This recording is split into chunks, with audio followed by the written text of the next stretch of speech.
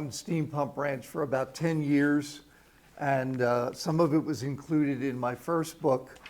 And since I finished that book, I had kind of said to myself, I'm never going to write another book.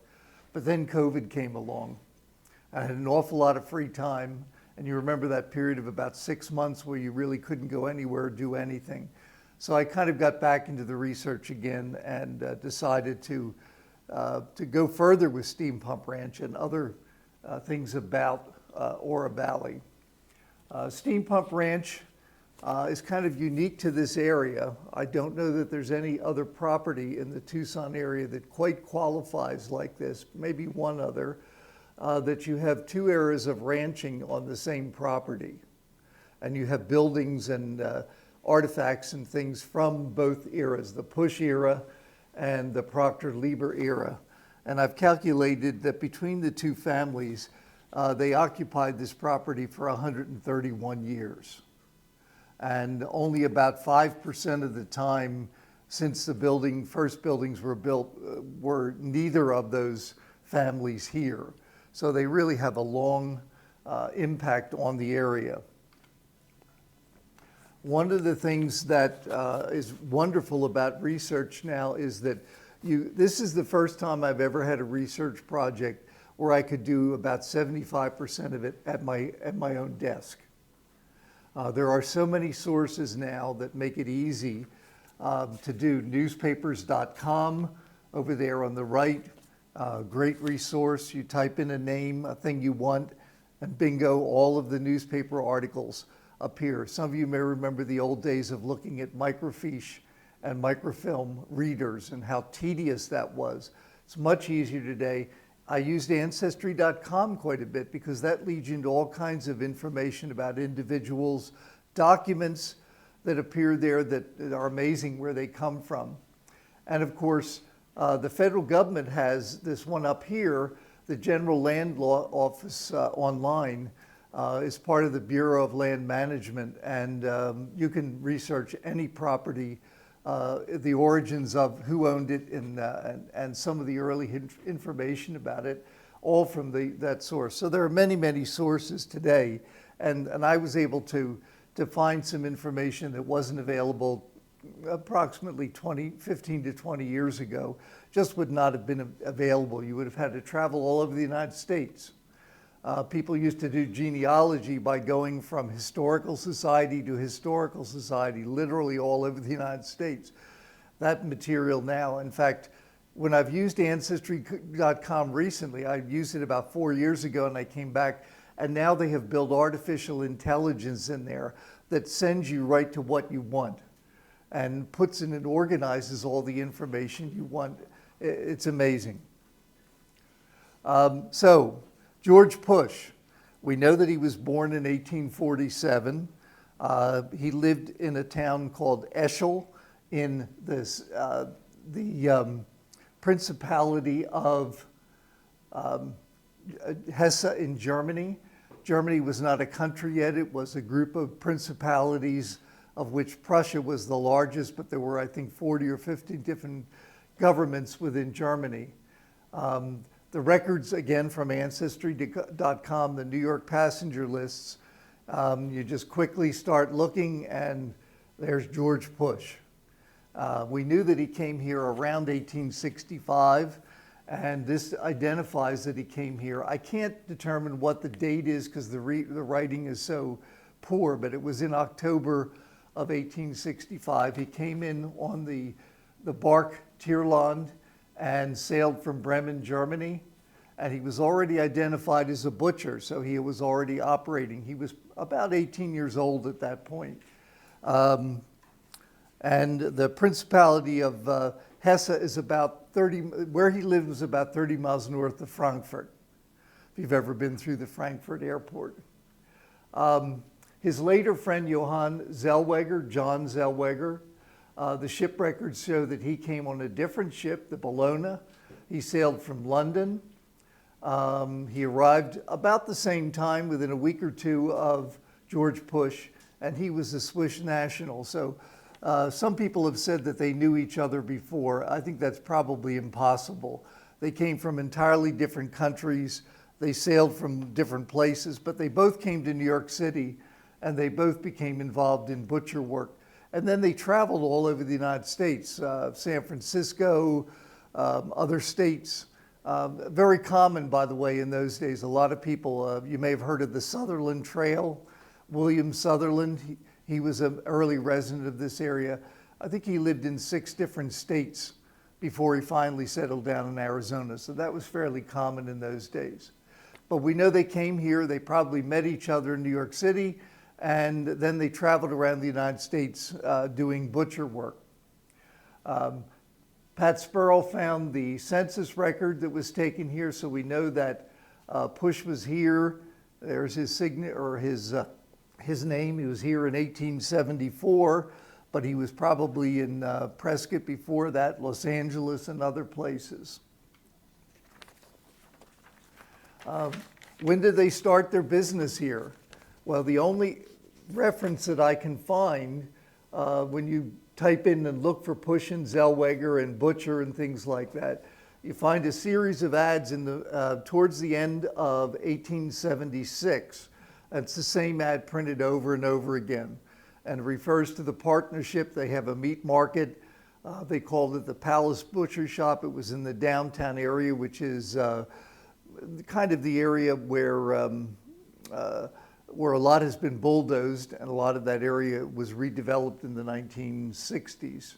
And of course, they then had a butcher shop pretty much from this time until 1917 in that area. We know they had a successful butcher shop. These men are growing in wealth steadily. They may be considered among the solid ones. The steadily, may say rapidly prospered. They were selling horses by 1877 and doing other things by 1879. They had a butcher shop. They developed a slaughterhouse where Oracle Road meets Fort Lowell, and they got involved in cattle raising. Cattle raising in those days was the way to make a quick buck. You weren't worried about the environment. You weren't worried about what you're going to do to the ground or the water supply or anything. The idea was to get your cattle out in the open area. Almost everything, there are no fences yet in this area in the 1870s and 1880s. You brand your cattle with your own brand, and the brand is owned by the Historical Society, right? Or yes, still owned by this Historical Society. And you let your cattle loose between the Santa Catalina Mountains and the Tortolita Mountains. And this whole open area is filled with different head of cattle. Nobody owns the ground. The federal government owns the ground. And this is great because you can use the resources of the federal government, the water, the grass, the land, etc., and you can use it for free to make a fortune. Of course, other people got involved in that quickly, and the cattle had the tendency to take the grass in the ground and pull up the roots. So next year, there was no grass in that spot. So they quickly dissipated the value of the land as far as that. But again, their idea was to make money fast and maybe go and live in some other place like San Francisco, or some place that may be more glamorous. We know there were other ranchers in the area. Francisco Romero had a ranch that operated, he and his son, over in Catalina State Park. William Sutherland would be in the northeast corner of Catalina State Park, and from there north. And there were many other people that were operating here. Everybody has built a little ranch. They have some corrals. They probably have built some sort of a well, and they've let cattle loose. And we know that there was an open range because there are notices in the paper periodically. Between 1885 and 1910, a notice like this is common in the local newspapers. And it is a notice of a rodeo. A rodeo is a roundup where the cowboys for these various people, Samaniego, Push, Charlot, Francisco Romero, and other people would get together and they would appoint a place and they would begin to round up the cattle. And they would use all those skills that we think of related to the rodeo today.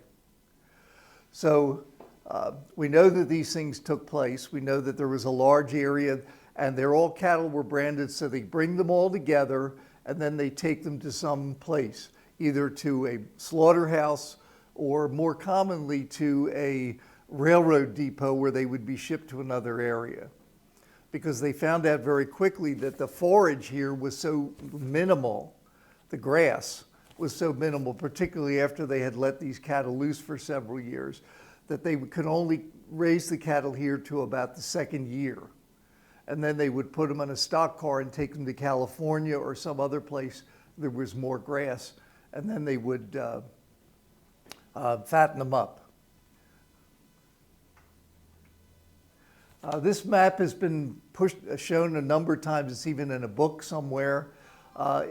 Someone drew a line here to show the area owned by George Push, and it goes all the way from Florence, where the prison is, all the way to the edge of Tucson down here. It's inaccurate. The map means nothing because nobody owns any of this land in here at this point. Different people have established adobe houses, corrals, and ranches out here, but the federal government hasn't surveyed it, and they haven't made it available for purchase. So it's kind of, anybody can do whatever they want in that area. And most of the people want to be somewhere near a stream.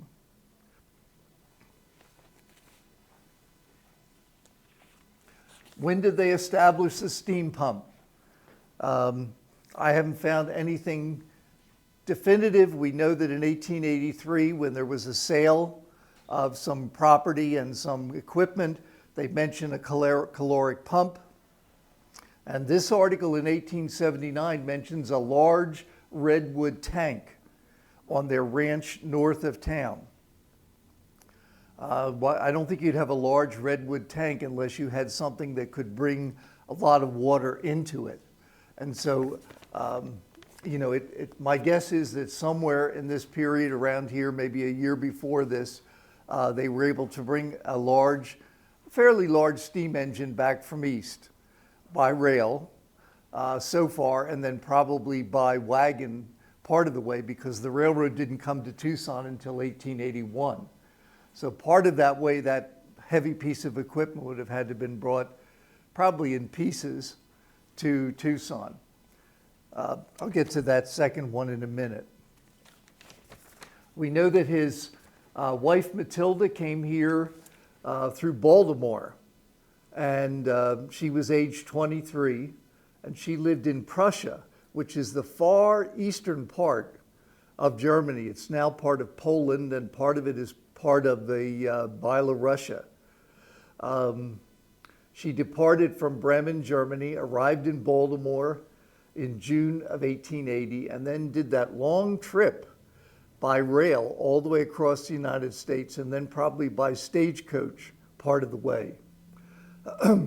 Family memory is that she came here to visit her sister, a Feldman.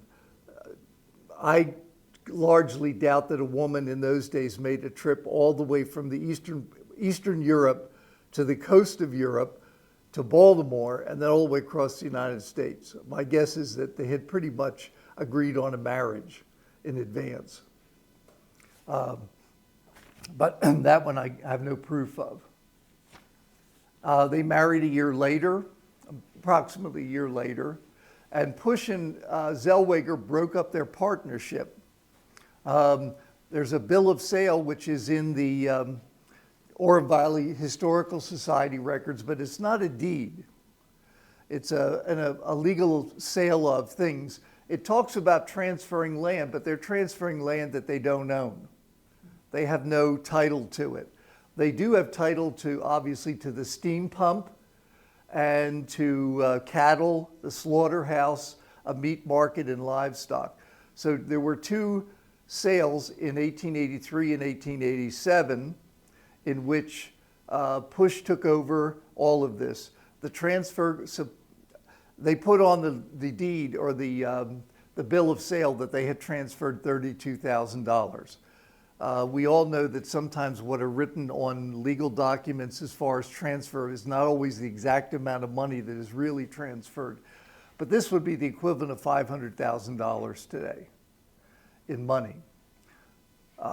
Even though Zellweger and Push broke up their partnership, they got back together on many other things later on. So it's not like they're separate. They just separated on this one area here and things related to that area.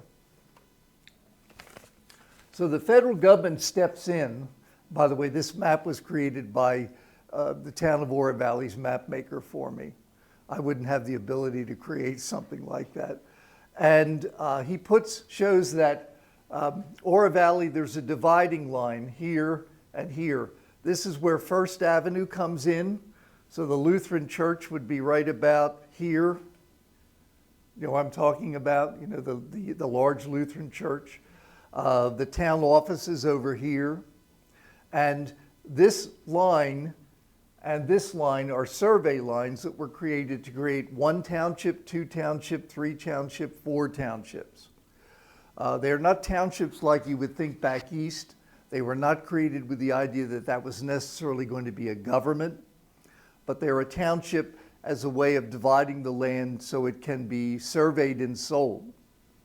And so between 1900 and 1922, different people come out here on horseback, and they put a chain in the ground and a long chain of 100 yards or 100, I don't know what it is, a rod or something like that, and they would mark these. And by the way, these markers still exist. If you see them anywhere, you should make a note of it. The ones that would be in Tangerine Road have long since disappeared because they would be probably in the exact middle of Tangerine Road. And they were taken out. Some of them were just a stone about this tall in which they would etch numbers. Later on, they're pipes. And they're pipes that sit about this high off the ground, and they have a cap on the top of them. And the cap has the particulars telling where it is, what township. So you have this large area, and then this will be divided into 40 acre sections across here, 1, 2, 3, 1, all the way across. And those will be available starting in 1900. This township here was the first one available for sale. And of course, Steam Pump Ranch is right in here. There's Oracle Road, First Avenue, Steam Pump Ranch right here. This is a relatively small township because a lot of the land over here is federal land that eventually became part of a forest preserve, which is now part of the whole huge area that the federal government owns involving Santa Catalina Mountains. So this township is actually the smallest in terms of its development in Oro Valley. These, of course, are much larger, these 3 here, in terms of the area. So once they were surveyed, let me get my notes here. Once they were surveyed, you would also have people come, and if you notice, by the way, these lines are very equidistant. If you ever get in your car and drive from here to here, you will find that's almost exactly a mile. Just watch your odometer go, and you'll see they're very, very close. I've heard some people say these streets were established within about a 6-foot range of accuracy. So pretty close, done all by hand. The only major road here that is not part of this grid system is Oracle Road because it precedes all of this. Oracle Road is an old Native American path, probably that goes back who knows how long. So this was surveyed in 1902, so now people can begin to actually claim land and legally own it. The fee overall, the beginning and end fee, there was an entrance fee and then a deed fee at the end, but you're talking about $35 to buy this piece of land right here if you want it. Okay, so it'll be pretty big. And when you start looking at some of these maps in the 1890s and the 1920s, you start to see lines appearing because these are the survey lines. This would be the earliest map, and all they have are the township lines, and there's Steam Pump Ranch over there. You'll also notice, by the way, on this map from 1922, there's Steam Pump Ranch down here, and there's another ranch that the Push is at here up in Honeybee Canyon. I've been doing some research on that, and I found the ruins of that up there. But there's not much here. You have the Sutherland Ranch, you have the Steam Pump Ranch, Push Ranch, the Locust Ranch, and a few others. But you can see they've been dividing these into smaller sections. So the Push family, or I should say George Push, this is in the records of the Historical Society, put a claim in for 40 acres in 1903. And that was the minimum that he could claim. He could have claimed 640 acres. Exactly why he didn't, I have no idea. And the General Land Office, you can pull these up. And it's great because the map, the current streets are shown where these are. So there's Oracle Road, and there's First Avenue, and this is the original 40 acres that George Push had. So it's not until 1903 that they own anything. But virtually nobody owned anything prior to that in this whole area. Lots of information provided over there. My own drawing approximately looks like this, with the house being in this corner down here. Home Depot would be right over here, just a little further down. He had a business associate by the name of Edward Perrin. Perrin never lived here. He had been a surgeon for the Confederate Army. And after the war, he had to wait 3 years to get a pardon. And he desperately wanted a pardon because you could not deal in federal land, buying and selling it, without that pardon. And when he received his pardon, then he began buying and selling. And if you type in his name in Arizona, pages of information come up because he had land all over the place. He was a business associate, obviously, of George Push because he claimed this land. Push's land is right here, and he claims these 3 40-acre sections over there. And if you look at the letters or the documentation in the Historical Society, he actually transferred these over to George Push before he really owned them. So there was some kind of a deal that went on there that he traded something for something. So George Push has this and these 3 sections added to it. So that's the ranch in 1904, about 120 acres. Not adequate for a working ranch. And by the way, as soon as people got these, the first thing they began to do is put up barbed wire because it's mine. And I don't want you letting your cattle onto my ground and ruining it or drinking all the water. You know, that little stream over here was a flowing stream. With this drainage ditch over here was a flowing stream in probably till the 1930s. And so you don't want people on there. So people are starting to put up barbed wire all over the place. That's the end of the open range ranching. The last reference I could find to open range rodeos was 1910. So gradually people are claiming land and separating it and holding it for themselves. This is a picture probably from the 1920s. And we know from family records and from other references that Push was using the steam pump to water his cattle, particularly the ones that were coming from his ranch on the San Pedro River, north of here.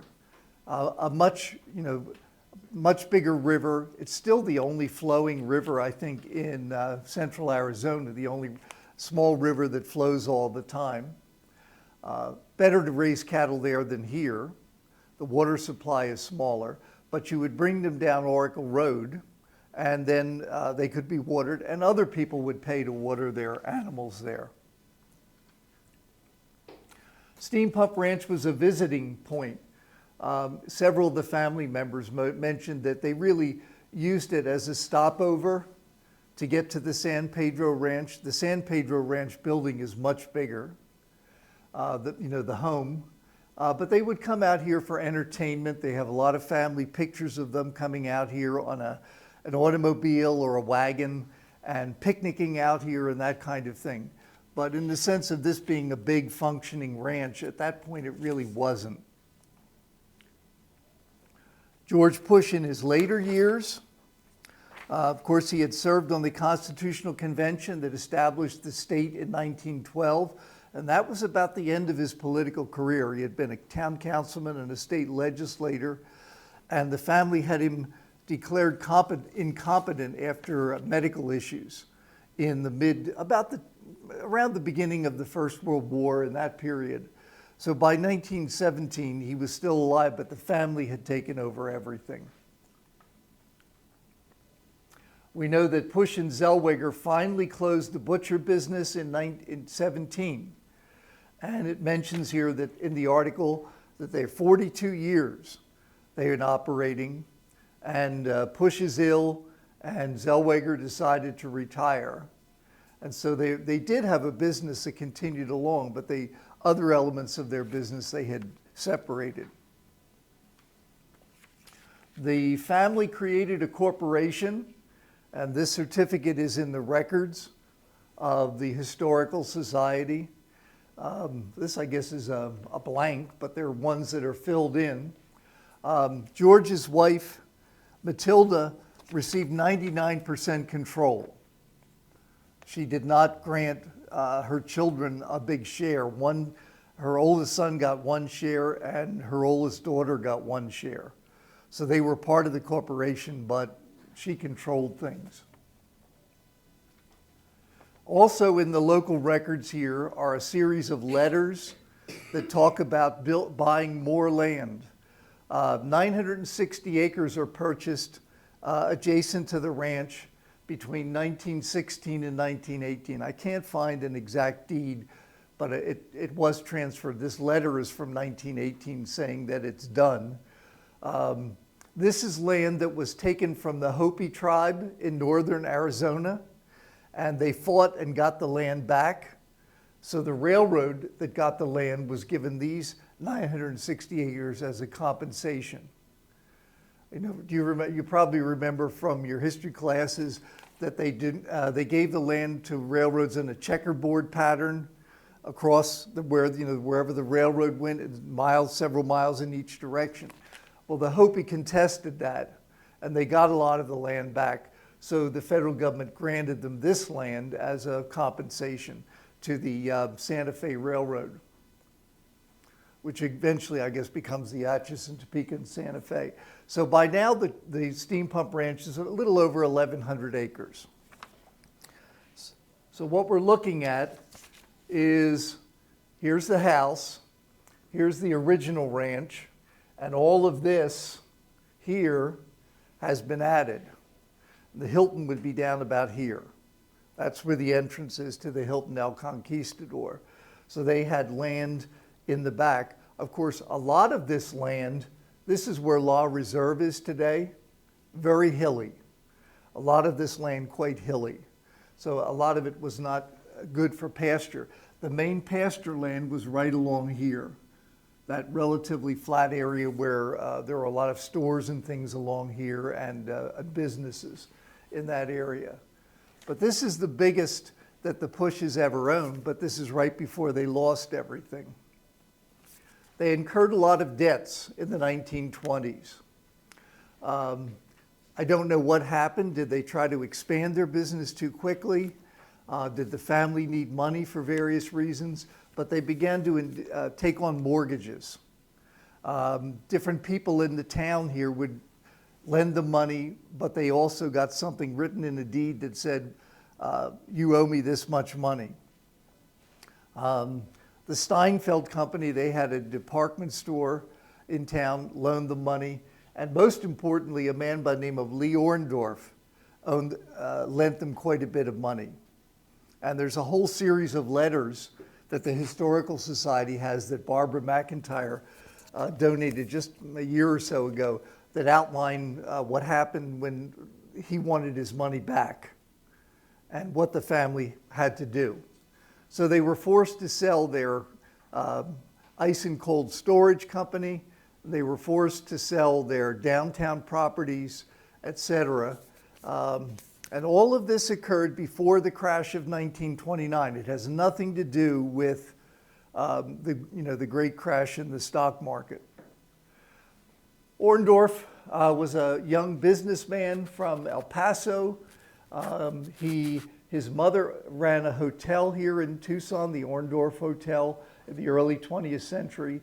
He had a lot of interest in hotels, and he was the one who loaned them the money, one of the major people who loaned the money to keep going. The Push family was forced to sell a steam pump ranch in 1925. So regardless of what people have said in the past, this is the deed. They sold it to Joseph Nickerson, the whole thing. They also sold him the San Pedro Ranch and some other things. But interestingly, the deed mentions that they're still owed $10,000 to Lee Orndorff. So whoever accepts the property also accepts the debt as part of this arrangement. Nickerson's 1,120 acres, pretty much the same as the original ranch as it had been since 1917. Nickerson lived in Feldman. He lived in the ranch that they had on the San Pedro. He had a house servant. He formed an oil company. He tried to explore for oil and gas around here. That was a failure. He was sued by a government finance corporation in Tucson for debts. And ultimately, there was a legal notice that he wasn't paying his taxes in 1932. So he's one of many people who are going to lose properties in the Great Depression. There were a lot of gamblers in those days. A lot of people would borrow money, buy things, build, and expect that they were going to make a fortune. Some of them did, but a lot of them lost everything. The Sutherlands lost everything. The Pushes lost everything. The Romeros lost everything. They all lost all the land that they had in this area. The farm was for sale. We have information from the census. Nickerson's brother was living there. They had an illegal still on the property, and they had a federal agent, revenue agents raided it and arrested somebody, and the gentleman went to jail for making illegal alcohol in 1933. Should have, another year later, it would have been legal. The steam pump ranch was taken over by the bank, Pacific Coast Stock Land Bank in San Francisco in 1931, and they held it for a number of years afterwards. So the Push family is gone. They come out here to visit the area. They come out to picnic, etc., but they don't own any land in this immediate area. Lee Orndorff gradually purchased the steam pump ranch and then gradually sold it to John Proctor. We know that in 1937 he purchased part of the ranch. It's very complicated. There are all kinds of deeds that go on and on and on that are through this period, but gradually between 1937 and the early 1940s, he got control of all the property and then began to sell it to a gentleman by the name of John Proctor, Jack Proctor. Jack Proctor bought this area right here, was his first purchase. So he purchases kind of a triangular shape, sort of like half of the 40-acre section, like that. And of course, the house is right here in 1937, and it mentions in the deed it includes the ranch buildings. He gained full ownership by 1943. This is a very important article because it mentions that the old home had recently been remodeled. And it also mentions that Proctor is living in another ranch house across the street. So it doesn't mention anything yet about the Proctor-Lieber house. So I'm guessing that it probably had not been built yet.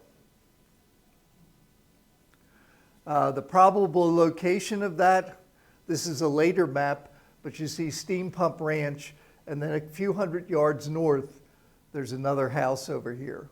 So and this is on his property. This is on the ranch. So that's probably where he was living in 1943. But then in 1946, there was an article that said guests were at Jack Proctor's home on Steam Pump Ranch. Which house that is, we've been trying to figure out for a long time. Proctor made additions to it. These two little areas here and here were homestead lands that he bought. If you were willing to pay full cash, you could buy them right away. He paid like maybe $1,000 for each one of those. He also owned some additional land up here and some additional land over here, but it wasn't attached to this ranch. So we're talking now, let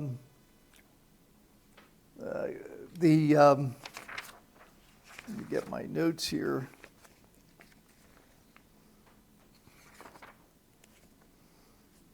About 1,250 acres. This is the largest the ranch probably ever was in contiguous lands. This is the era of what I call the wealthy ranchers. Wealthy people from back east came out here, vacationed here, liked it, and they saw all this open land. Much of it was available from people who had homesteaded it, who couldn't afford it, couldn't pay the taxes, and so you could buy up a lot of land. So we have about a 5,000 acre Rancho Vistoso, about a 5,000 acre Rancho Romero, where the Catalina State Park is, about a 1,200 acre ranch, Proctor's, and then the Rooney Ranch, which is probably another 2,000 acres. Just south, the ranch house of the Rooney Ranch was just south of Steam Pump Ranch. So these people bought up a lot of land. Perhaps they had a vision that this area would eventually become valuable. But if I was a homesteader and I paid $35 for a square mile and I could sell it to somebody for $1,000, I did very well. Of course, some of those people held on to those, and some of them ended up selling those square miles for $600,000, $700,000 in the 1960s. If you could hold on, pay the taxes. By the way, the real estate taxes on 640 acres would have been about $12 a year. Because it's vacant land, and this is 1950. But a lot of people didn't have the $12, so they sold to these people, and they consolidated a lot of the land. Jack Proctor, businessman in town, manager of the major hotel in town. He was on the State Turnpike Commission, the State Highway Commission for a period of years. He used the ranch as a getaway. He brought friends out here. He raised horses and cattle. You know, over there is that dilapidated front porch, that large front porch that looks at the mountains. This was a beautiful sitting area. It's the cynosure of the house. Power lines came in 1940 and 41, so you could have electricity. You could have lighting and things of that sort. He was a friend of the governor. He managed the Pioneer Hotel, president of the Chamber of Commerce, etc. And at some point, he built that house. It was a small ranch. It took approximately 30 acres to support one head of cattle here. In Iowa, it takes 1 acre. A lot of grass. But here, there's not much grass. So 30 acres means that if you have a 1,200 acre ranch, you really can't support all that many cattle. So these are small, kind of gentleman farms. You know, where you have ranch hands and a foreman that takes care of it, and you periodically come out and see what's going on and check on things, but not really a big money-making ranch, not like in Texas or in some other states. People think of this as a cattle state. It really was never a big cattle state. It's too dry here for large amounts of cattle. Proctor sold most of the ranch to the Rooney family. All of the land on the other side of Oracle Road in the early 70s, just before he died. And so what's left is this, you know, area over here. And then, of course, Oro Valley annexed the ranch and zoned it for a planned residential development in 1988. So what is left here is about 56 acres on the west side of Oracle Road, which is where we are here today.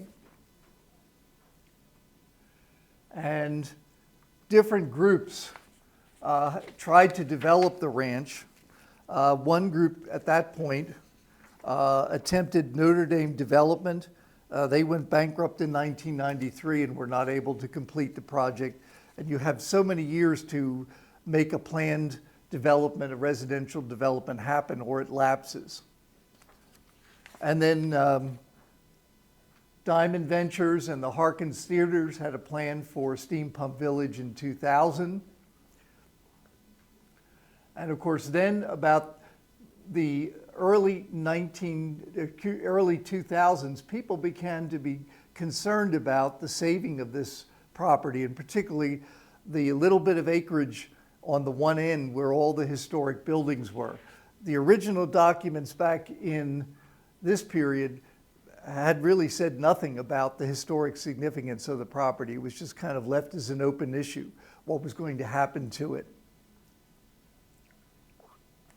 And so the town committed in January around January of 2003 that they wanted to save this as a historic site.